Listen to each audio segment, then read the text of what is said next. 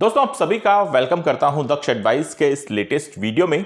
और इस वीडियो में आपके साथ में बात कर रहा हूं CDSL यानी कि central depository services India limited के बारे में, और इस स्टॉक को आपके साथ में स्टडी करने का प्रयास करूंगा। वैसे तो जो ग्राफ आपके सामने आपकी स्क्रीन पर दिखाई पड़ रहा है ये लाइव मार्केट का है, लेकिन लाइव मार्केट के बाद ही अब इस स्टॉक्स को डिस्कस करना ज्यादा बेहतर रहता है। तो जब हम बात कर रहे हैं इस स्टॉक के बारे में, स्टॉक फिलहाल हमको लगभग 1323 रुपए के आसपास दिखाई पड़ रहा है। इस स्टॉक के अगर 52 वीक हाई के बारे में बात करें तो इसने लगभग हम कह सकते हैं 2000 रुपए तक के प्राइस भी हमको मार्केट में ला करके दिखाए। लेकिन उसके बाद अचानक से इस स्टॉक के अंदर कुछ ऐसा देखने को मिला कि यह तेजी से नीचे की तरफ फॉल होता दिखाई पड़ा, और ये गिरावट शायद अभी भी रुकती दिखाई पड़े, इसकी संभावनाएं कम दिखाई पड़ती हैं। तो आपके साथ में इन सब रीजंस को डिस्कस करने का प्रयास करूंगा कि आखिर ऐसा हुआ क्या कि जिसकी वजह से शेयर के अंदर इतनी गिरावट देखने को मिल रही है।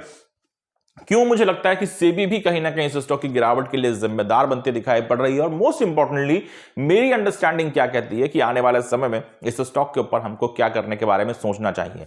अब इस सब के बारे में बात करूं उससे पहले मेरा यह कहना भी जरूरी है कि मैं सेबी का रजिस्टर्ड एनालिस्ट नहीं हूं।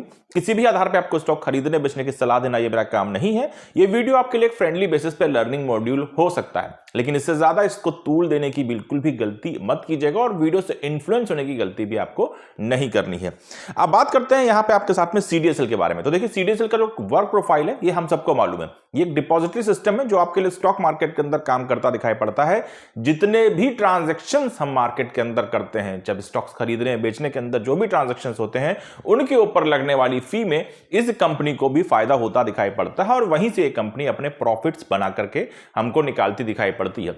तो मैं क्यों कह रहा हूं कि यहां पे सेबी भी इसकी गिरावट के लिए जिम्मेदार है, क्योंकि अगर देखा जाए तो पिछले कुछ महीनों के अंदर, या मैं कह सकता हूं कि पिछले एक क्वार्टर के अंदर सेबी की तरफ से कई सारे कड़े नियम हमको यहां पे अप्लाई होते दिखाई पड़े हैं। ऑप्शंस को लेकर के कई सारे ऐसे रूल्स मार्केट में आते दिखाई पड़े हैं कि अब एक नॉर्मल मिडिल क्लास व्यक्ति ऑप्शंस ट्रेडिंग में अपने पैसे डालने से पहले 10 बार सोचेगा, या फिर वो वहां पे अपने आप को ट्रेड करना ही पसंद नहीं करेगा। कई सारे ऐसे रेगुलेशंस बनाए गए हैं जिनका फायदा हमको डेफिनेटली लॉन्ग टर्म में होता दिखाई पड़ेगा, लेकिन शॉर्ट टर्म में देखा जाए तो कहीं ना कहीं ये हमारी जो नंबर ऑफ ट्रेड्स है उसको कम करता दिखाई पड़ा है।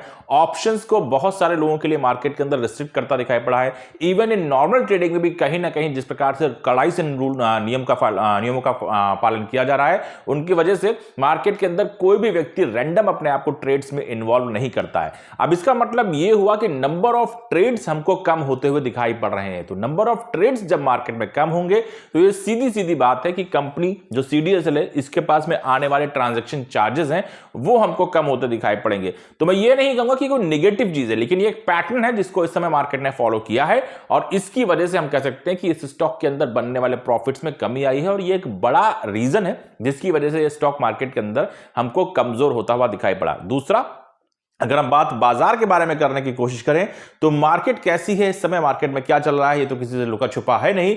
इस समय भी मैं फिलहाल आपके सामने स्क्रीन पर जब बात करने की कोशिश कर रहा हूं तो लाइव टीवी स्क्रीन मेरे सामने खुली हुई है। समय इस समय लगभग 2:45 का हो रहा है, और इस समय भी हमारा जो निफ्टी है वो थोड़ा सा स्ट्रगल करता हुआ मार्केट में दिखाई पड़ रहा है 23,480 पॉइंट के ऊपर, जबकि 26,000 के ऊपर के हाई बना चुके हैं। तो आप अंदाजा लगाइए कि हमारी मार्केट में लगभग 3,000 पॉइंट की गिरावट, 3,000 पॉइंट का डिप हमने ऑलरेडी देखा हुआ है। अब ये डिप आया है तो मार्केट कमजोर है। जब मार्केट कमजोर है तो मार्केट का हर स्टॉक कमजोर है। जब मार्केट का हर स्टॉक कमजोर है तो CDSL क्यों कमजोर नहीं होगा, यह भी आपको समझना होगा। तो ये दो बड़े रीजंस हैं जो आपको समझने होंगे अगर आप CDSL की गिरावट से किसी प्रकार से कंसर्न लेकर के आते हैं। और इनका इंपैक्ट कहां से निकल के आता है, अगर आपके सामने बात करने की कोशिश करूं तो ये कंपनी के Q3 के रिजल्ट्स थे जो हमने अभी रिसेंट टाइम में देखे थे। इन नंबर्स को अगर आप देखने की कोशिश करें तो कंपनी का परफॉर्मेंस यहां पे जो है ईयरली बेसिस पे काफी अच्छा होता दिखाई पड़ा है।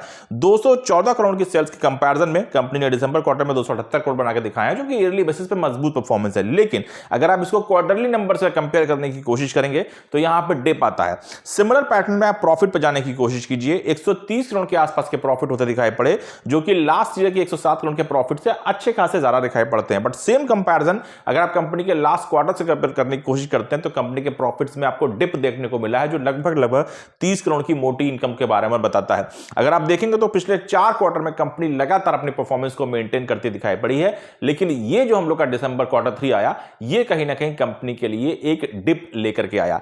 इसी डिप के साथ में जाहिर सी बात है कि कंपनी के रिजल्ट्स भी बहुत मैटर करते हैं, रिजल्ट के साथ साथ कंपनी की कमेंट्री भी बहुत मैटर करती करती है। और जब हम उस कमेंट्री के बारे में बात करते हैं तो यहां पे भी कहीं ना कहीं चीजें देखने को मिली कि आने वाले कुछ क्वार्टर्स के अंदर कहीं ना कहीं कंपनी के जो परफॉर्मेंस है उसमें कुछ हर्डल्स देखने को मिल सकते हैं। रिमेंबर, कंपनी ने किसी प्रकार से नहीं कहा कि रिजल्ट्स आने वाले समय में खराब आएंगे, लेकिन इस चीज को भी मेंशन किया गया कि कंपनी के रिजल्ट्स के अंदर हमको, कंपनी की परफॉर्मेंस के अंदर कुछ ना कुछ यहां पे हर्डल्स देखने को मिल सकते हैं जो कंपनी को कहीं ना कहीं फुल फ्लैश तरीके से बढ़ने में थोड़ी सी कमजोरियों को दिखा सकती है। तो ये वो चीजें हैं जिनको आपको समझना होगा। और इसी का कारण है कि जैसे ही कंपनी ने इवन रिजल्ट्स के डिक्लेरेशन से पहले ही जब अपना डेटा मार्केट के अंदर प्रेजेंट किया था, जब अपने परफॉर्मेंस का डेटा मार्केट के अंदर लेके आई थी, तभी से सीडीएसएल के स्टॉक के अंदर हमको एक डिप बनना शुरू होता दिखाई पड़ा, जो कि मार्केट की गिरावट के साथ साथ और भी ज्यादा इंटेंसिटी के साथ में मार्केट में अप्लाई होता दिखाई पड़ा। तो ये वो कुछ रीजंस हैं जो बहुत ज्यादा ओपन है और जो मुझे लगता है कि हमें अपनी स्टडी में शामिल करने चाहिए, जिनकी वजह से सीडीएसएल के स्टॉक के अंदर हमको गिरावट देखने को मिली है। अब सवाल यह है कि इस गिरावट को हम मौका समझें या फिर इस स्टॉक का कहीं ना कहीं पतन आने वाले समय में और भी बढ़ सकता है। थोड़ा सा इसको भी समझने का प्रयास करते हैं। तो दूसरे स्टेप पर जब आपसे बात करता हूं तो किसी भी कंपनी की परफॉर्मेंस कैसी है, मैं उसके बारे में अच्छा बोल रहा हूं, बुरा बोल रहा हूं, आप उसके बारे में अच्छा सोचते हैं, बुरा सोचते हैं, वो सब सेकेंडरी है। पहली चीज है कि कंपनी के खुद के डेटा आपसे क्या कहते हैं। तो एक बार उन डेटा पर भी नजर डालने की कोशिश की जाए। अगर वैल्यूएशन बेसिस पे बात करी जाए तो कंपनी की मार्केट कैप 27,823 करोड़ के आसपास की है। कंपनी का पी जो है वो 50 के आसपास, पी भी 13.97 का, और फेस वैल्यू 10 रुपए की दिखाई पड़ती है। वहीं कंपनी का डिविडेंड यील्ड भी 0.8% के आसपास का है, जो खराब नहीं कहा जाएगा। बुक वैल्यू 95 रुपए 31 पैसे की है। कैश के रूप में स्टॉक के पास में 123 करोड़ से ज्यादा की वैल्यू है। डेट फ्री ऑर्गेनाइजेशन है। बात करी जाए यहाँ पे ईपीएस के बारे में तो 26.58 पैसे की है। सेल्स ग्रोथ जहां 46% से ज्यादा की है, प्रॉफिट ग्रोथ भी 52% से ज्यादा की देखने को मिलती है। कंपनी का आरओई 31.4% का और आरओसीई 41.55% का देखने को मिलता है। तो आगे बढ़ते हैं और शेयर होल्डिंग पैटर्न को भी देख लेते हैं। तो कंपनी एग्जैक्टली प्रमोटर्स के ऊपर बहुत ज्यादा डिपेंडेंट नहीं है। 15% की होल्डिंग यहां प्रमोटर्स की है और कोई प्लेजिंग नहीं है, किसी प्रकार से कोई यहां पे फेरबदल होता नहीं दिखाई पड़ा है। पब्लिक होल्डिंग सबसे ज्यादा है क्योंकि स्टॉक के अंदर हमको बड़ी तेजी देखने को मिली थी। तो पब्लिक होल्डिंग 48.74% की हो गई है।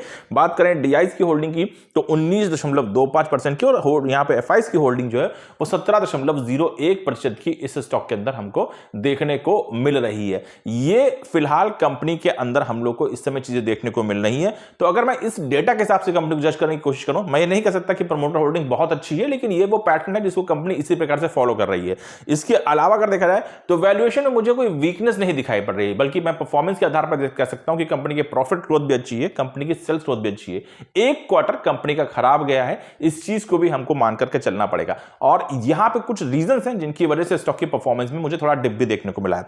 अब इनके बेसिस पे अगर मैं आपके साथ में अपनी ओपिनियन के बारे में बात करूं, देखिए बड़ा क्लियर बताता हूं कि मेरी ये ओपिनियन मेरी निजी राय है, इसके आधार पे आप स्टॉक खरीदने बेचने का प्रयास मत कीजिएगा।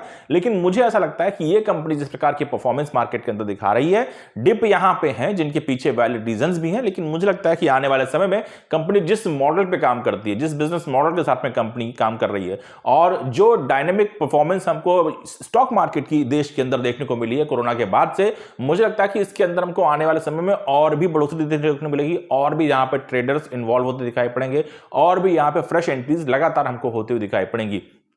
तो लॉन्गर रन में ये चीजें मेरे हिसाब से बढ़िया काम करती दिखाई पड़ सकती हैं, क्योंकि कंपनी के पास में मजबूत डेटा अवेलेबल है। ऐसे समय में मुझे लगता है कि एवरेजिंग के ऊपर फोकस किया जा सकता है। मैं नहीं कह सकता कि स्टॉक नीचे आकर के कितना नीचे जाएगा, 1250 भी आ सकता है, 1200 भी हो सकता है, और हो सकता है कि इसी प्राइस से मार्केट में ऊपर की तरफ बाउंस करना शुरू कर दे।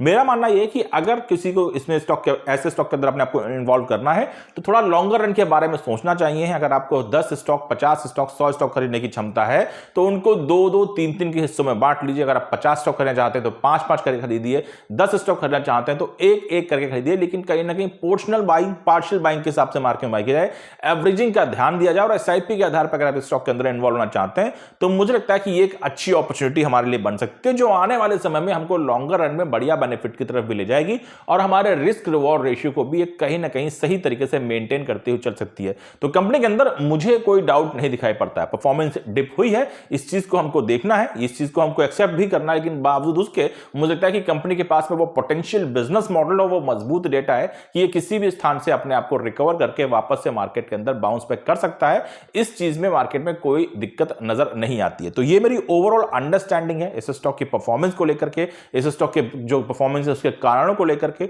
और आने वाले समय में इस स्टॉक के भविष्य को लेकर के। जो चीजें मैंने आपके साथ में डिस्कस की हैं उनका ध्यान रखिएगा। ये चीजें सिर्फ और सिर्फ आपके लिए लर्निंग के आधार पर डिस्कस की गई हैं, जिनका डिस्कशन आपके फाइनेंशियल एडवाइजर से भी होना चाहिए, जिनकी रिसर्च आपके द्वारा भी की जानी चाहिए, और उसके बाद में आपको जो चीजें सही लगे सिर्फ उन्हीं को मार्केट के अंदर आपको इंप्लीमेंट करना है। Thank you so much, have a nice day.